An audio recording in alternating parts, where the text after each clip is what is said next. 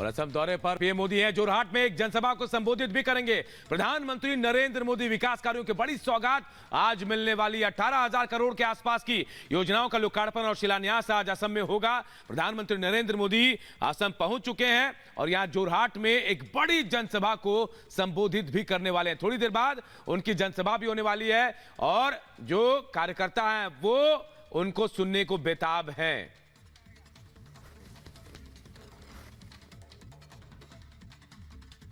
बहुत अच्छा लगा और बहुत मन खुश हुआ। प्रधानमंत्री चीफ मिनिस्टर को भी देखेंगे, प्रधानमंत्री जी को भी देखेंगे, तो अच्छा लगा, बहुत अच्छा लगा। तो आप लोग लाखपति वाइडो है? हाँ जी। तो कितने आप लोग कितने आए हो? 26-27 आया है। अच्छा, तो आप लोग बहुत ही उत्सुक है? हाँ जी, हाँ हाँ हाँ, थैंक यू। अच्छा लग रहा है। हमें महिला को उसने प्रेरणा दी है, लाखपति दीदी को। आज मीटिंग में वो हम उस देखने के लिए यहाँ आए हैं। अच्छा लगा है, बहुत अच्छा लगा है। हमें मोदी जी को हम सामने से देखता है तो हिंदी में नहीं आता, कुछ बोलते हो, ठीक है।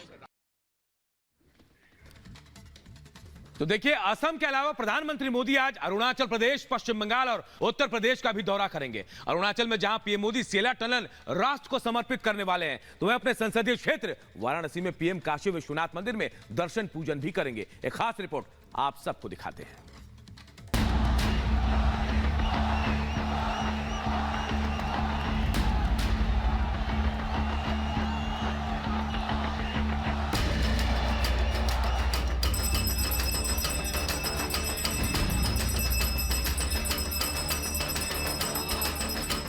पीएम मोदी आज ताबड़तोड़ 4 राज्यों का दौरा करेंगे और विकास की कई परियोजनाओं का लोकार्पण और शिलान्यास करेंगे। पहले असम, फिर अरुणाचल, पश्चिम बंगाल और अंत में अपने संसदीय क्षेत्र वाराणसी में काशी विश्वनाथ मंदिर में दर्शन पूजन करेंगे पीएम मोदी। असम में काजीरंगा नेशनल पार्क में सफारी के बाद पीएम मोदी सबसे पहले अरुणाचल प्रदेश पहुंचेंगे और देश को कई विकास परियोजनाओं की मेगा सौगात देंगे। अरुणाचल में सुबह 10 बजे पीएम मोदी सबसे पहले सेला टनल राष्ट्र को समर्पित करेंगे।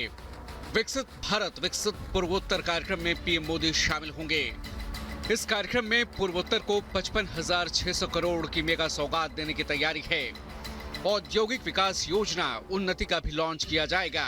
दिबांग घाटी में बहुउद्देशीय जल विद्युत परियोजना की आधारशिला रखी जाएगी और 35,000 से ज्यादा नए घरों की भी सौगात देंगे पीएम मोदी।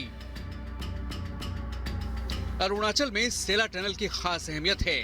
2019 में पीएम मोदी ने ही इस परियोजना की आधारशिला रखी थी। देश के लिए रणनीतिक महत्व रखता है सेला टनल। तवांग तक हर मौसम में कनेक्टिविटी इससे मिलेगी। इससे क्षेत्र में तेज और अधिक कुशल परिवहन मार्ग मिलेगा। लगभग 825 करोड़ की लागत से इसे तैयार किया गया है।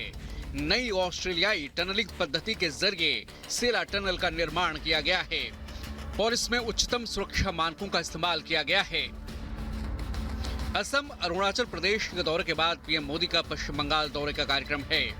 पीएम मोदी करीब 3:45 बजे सिलीगुड़ी में एक सार्वजनिक कार्यक्रम में हिस्सा लेंगे और 4,500 करोड़ की विकास योजनाओं का लोकार्पण और शिलान्यास करेंगे। शाम 7 बजे पीएम मोदी वाराणसी पहुंचेंगे और सबसे पहले काशी विश्वनाथ मंदिर में दर्शन पूजन करेंगे।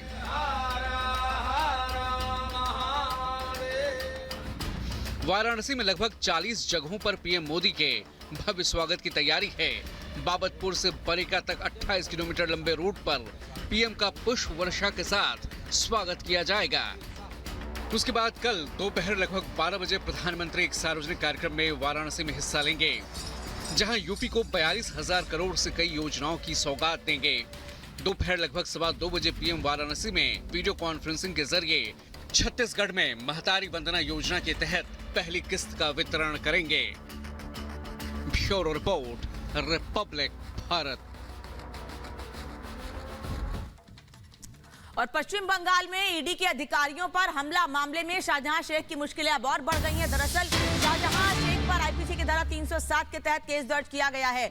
शाहजहां शेख पर धारा 307 लगी है, हत्या की कोशिश की धारा लगाई गई है। संदेश खाली में ईडी अफसरों पर हमला हुआ था और खुद पूछताछ में शाहजहां शेख ने यह बात स्वीकार की थी कि उसके लोगों ने उसके कहने पर ईडी अधिकारियों पर हमला किया था, जो छानबीन के लिए, अपना काम करने के लिए, जानकारी पर रेड डालने के लिए वहां पर पहुंचे थे, लेकिन उन पर हमला हुआ था।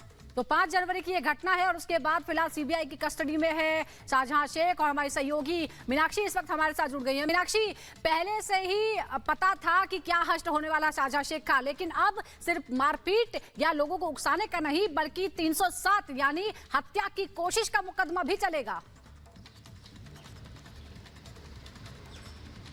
बिल्कुल, क्योंकि सुजाता 307 धारा जो है वो साफ तौर पर कहती है कि अगर आप किसी को नुकसान पहुंचाने की कोशिश करते हैं, जान से मारने की कोशिश करते हैं, तो 307 गैर जमानती जो धारा है वो लगाई जाएगी। 10 साल की सजा हो सकती है, उम्र कैद हो सकती है, आर्थिक जुर्माना हो सकता है। और सबने देखा था, क्योंकि तस्वीरें साफ थी, क्लियर थी, स्पष्ट थी कि आखिरकार किस तरीके से 5 जनवरी को एक भीड़ को इकट्ठा किया जाता है, मॉब लिंचिंग करने की कोशिश की जाती है ईडी के अधिकारियों की, अर्धसैनिक बलों की। और अब इसी पूरे मामले को सीबीआई हैंडल कर रही है। सीबीआई ने अब इसमें नए तरीके से धाराएं जोड़ी है, क्योंकि बंगाल पुलिस ने जो धाराएं जोड़ी थी उस धारा में 307 का जिक्र नहीं किया गया था, लेकिन सीबीआई ने अब जब ये पूरा केस खुद टेक ओवर कर लिया है तो उसमें धारा 307 के अलावा 10 और धाराएं हैं जिसे जोड़ दिया गया है। शाहजहां शेख की मुश्किलें तो लगातार बढ़नी थी, क्योंकि उसने जो किया वो सबके सामने था और ईडी अधिकारियों पर जिस तरीके से हमला किया गया था उसके बाद ये तय था कि सीबीआई जब इस केस को लेगी, बिल्कुल मीनाक्षी, शाहजहां शेख की मुश्किलें कम नहीं होंगी, बाकायदा और बढ़ेंगे। बहुत बहुत शुक्रिया आपका। चलिए बढ़ते हैं और बात हिमाचल की करते हैं। हिमाचल प्रदेश में सियासत थमने का नाम नहीं ले रहे। जी हाँ, जो 3 निर्दलीय विधायक थे, 6 कांग्रेस के बागी विधायक, उनको अब चंडीगढ़ से ऋषिकेश शिफ्ट कर दिया गया है और कहा जा रहा है कि सियासत और उफान में आने वाली है। रिपोर्ट आप सबको दिखाते हैं। हिमाचल प्रदेश की राजनीति में तूफान खड़ा करने वाले कांग्रेस के अयोग्य घोषित 6 विधायक और 3 निर्दलीय विधायक समेत 11 एमएलए को उत्तराखंड के ऋषिकेश में शिफ्ट किया गया है। ये सभी विधायक एक प्राइवेट होटल में ठहरे हुए हैं। सीएम सुखविंदर सिंह सुक्खू के मुताबिक सभी 11 एमएलए को विशेष चार्टर्ड विमान के जरिए पंचकुला से देहरादून पहुंचाया गया, जहां से इन सभी को ऋषिकेश में करीब 30 किलोमीटर दूर स्थित एक होटल में ठहराने की सूचना है। कांग्रेस के बागी विधायकों में इंद्रदत्त लखनपाल, सुधीर शर्मा, राजेंद्र राणा, रवि ठाकुर, चैतन्य शर्मा और देवेंद्र भुट्टो शामिल हैं। वहीं निर्दलीय विधायकों में होशियार सिंह, केएल ठाकुर और आशीष शर्मा शामिल हैं। और इन सभी से संपर्क की बातों को जहां सीएम सुक्खू ने नकारा, तो वहीं ये कहा कि अगर सुबह का भूला शाम को वापस आ जाए तो उसे भूला नहीं कहते हैं। उधर खबर है कि हिमाचल के सीएम प्रतिभा सिंह खेमे को खुश करने के लिए अपना डैमेज कंट्रोल शुरू कर चुकी हैं। Bureau report, Republic Bharat.